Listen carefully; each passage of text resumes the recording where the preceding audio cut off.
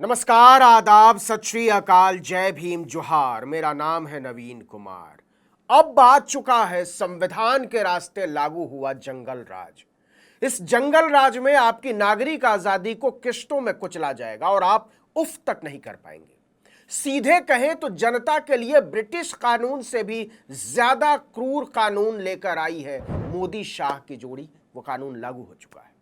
नागरिक अधिकारों के दमन के इस तौर तरीके के आगे ईस्ट इंडिया कंपनी की बर्बरता भी कुछ भी नहीं रह जाएगी। आपको अजीब लग रहा होगा, लेकिन इसकी जद से न हम बचे रहेंगे न आप। भारत के किसी भी नागरिक को किसी भी दिन जेल में डाल दिया जाएगा और आप कुछ नहीं कर पाएंगे। कम से कम 90 दिन तक तो कुछ नहीं कर पाएंगे। अभी तक हम क्या सुनते आए थे कि हिरासत यानी जेल अपवाद है और जमानत अधिकार। सुप्रीम कोर्ट के जजों ने अलग अलग मौकों पर इसे कई बार दोहराया है और बोलते भी रहते हैं। लेकिन अब पुलिस किसी को भी 90 दिन के लिए उठाकर जेल में ठूंस देगी और आप कुछ कर नहीं सकते। कोर्ट भी कुछ नहीं कर सकता। मतलब आपको कुचलने के लिए ईडी और सीबीआई की जरूरत ही नहीं, यूएपीए की जरूरत ही नहीं। इलाके का हवलदार ही आपको कुचल डालेगा, मसल डालेगा। 1 जुलाई से लागू हुआ नया कानून भारत में नागरिक आजादी पर ऐसा हमला है जिसकी आपने कल्पना तक नहीं की होगी। हम जैसे आजाद आवाज के पक्षधरों को कुचलने के लिए तो नए कानून में बहुत ही बंदोबस्त और प्रावधान किए गए हैं, लेकिन इस देश के किसी भी नागरिक को कुचलने के लिए जो प्रावधान है उसकी जद से कोई भी अछूता नहीं बचेगा। आप में से भी कोई नहीं। इसमें सबसे बड़ा प्रावधान है पुलिस रिमांड 15 दिन से बढ़ाकर 90 दिन करना।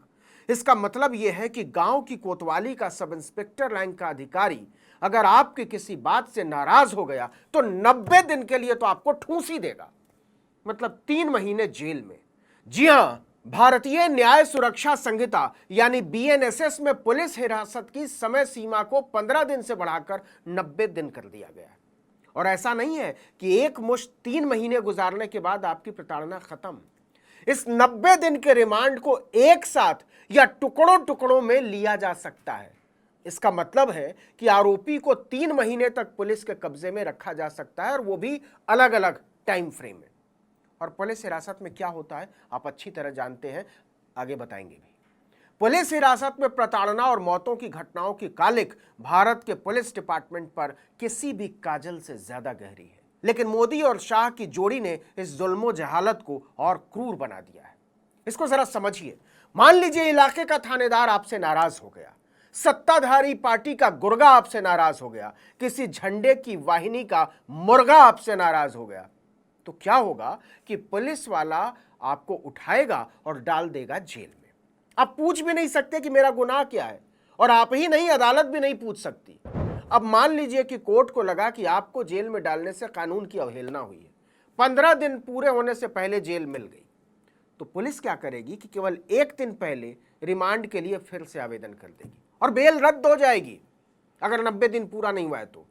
आपको पता ही होगा कि सीआरपीसी की जगह दिसंबर 2023 से नया कानून बन चुका है, भारतीय नागरिक सुरक्षा संहिता यानी बीएनएसएस। इससे पहले सीआरपीसी की धारा 167(2) के तहत क्या था कि किसी आरोपी को पुलिस अधिकतम 15 दिन ही रिमांड में रख सकती थी। इसके बाद उसे न्यायिक हिरासत यानी जेल में भेजना अनिवार्य था। मतलब पुलिस उससे इसके बाद पूछताछ नहीं कर सकती थी। उसे जो भी साबित करना था कोर्ट में करना था। इसका मकसद था रिमांड में यातना और जबरन कबूलनामे की आशंका को कम करना। लेकिन मोदी शाह को लगा कि यह ठीक बात नहीं है। जब तक आरोपी को प्रताड़ित नहीं किया जाए मजा नहीं आता। भारत में पुलिस हिरासत में प्रताड़ना का इतिहास हिला देने वाला है।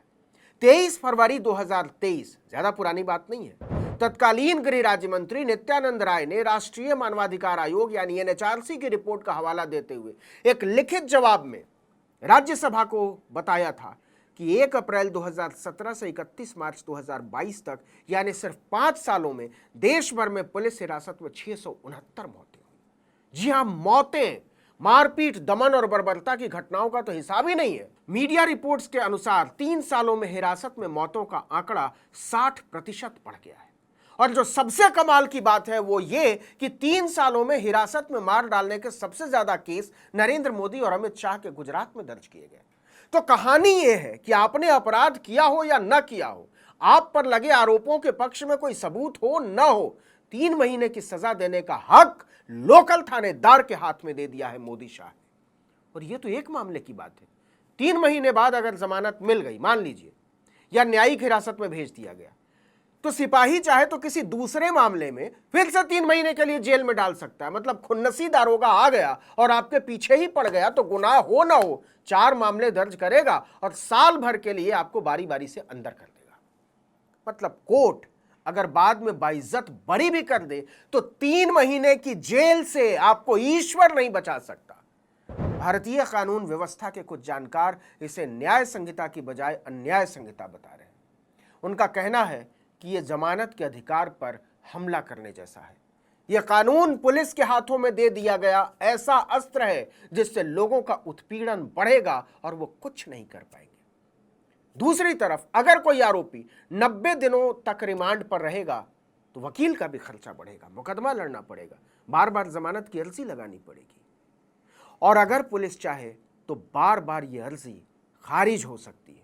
जरा सोचिए कि 90 दिन तक बिना सबूत, बिना चार्जशीट किसी को जेल में रखने का पुलिसिया अधिकार दे देने का अंजाम कितना भयानक होगा। ज्यादा पुरानी बात नहीं है। 15 दिसंबर 2023 को तत्कालीन कानून मंत्री अर्जुन मेघवाल ने एक सवाल के जवाब में संसद को बताया था कि 1 दिसंबर तक देश भर की अदालतों में 5,08,85,856 केस सुनवाई के लिए बाकी है। जी हां, 5,08,00,000 से ज्यादा मुकदमे, और इनमें से 61 लाख से ज्यादा केस तो 25 हाई कोर्ट्स में पेंडिंग है। 80,000 केस सुप्रीम कोर्ट में पेंडिंग है। इनमें से 3.25 करोड़ केस ऐसे हैं जो 5 साल से ज्यादा पुराने हैं। अक्टूबर में लखीमपुर में 4 किसानों को केंद्रीय मंत्री अजय मिश्रा टेनी के बेटे के काफिले से कुचले जाने का केस तो याद होगा आपको। अक्टूबर 2021 की बात है। उस मामले में तो सेशन कोर्ट ने ही सुप्रीम कोर्ट को बताया कि मिलॉर्ड, इस पर सुनवाई होने में 5 साल लगेगा। उसके बाद अपील में हाई कोर्ट और सुप्रीम कोर्ट चले गए। तो सोच लीजिए, ऐसी हालत में पुलिस को यह अधिकार देना कि आप किसी भी आरोपी को 3 महीने की सजा बिना किसी सबूत या चार्जशीट के दे सकते हैं, किसके खिलाफ जाएगा समझा जा सकता है। समझ रहे हैं किस दौर में झोंक दिए गए हैं हम और आप। इस वीडियो में इतना ही, लेकिन अगर आपने आर्टिकल 19 इंडिया को अब तक सब्सक्राइब नहीं किया है तो फौरन कर दीजिए, बेल आइकॉन दबाइए, घंटी जैसी आकृति लाइक कीजिए और कमेंट करके बताइए हमारा वीडियो आपको कैसा लगा। हमारा ट्विटर हैंडल है article19_India और मेरा ट्विटर हैंडल नवीन जर्नलिस्ट। नमस्कार।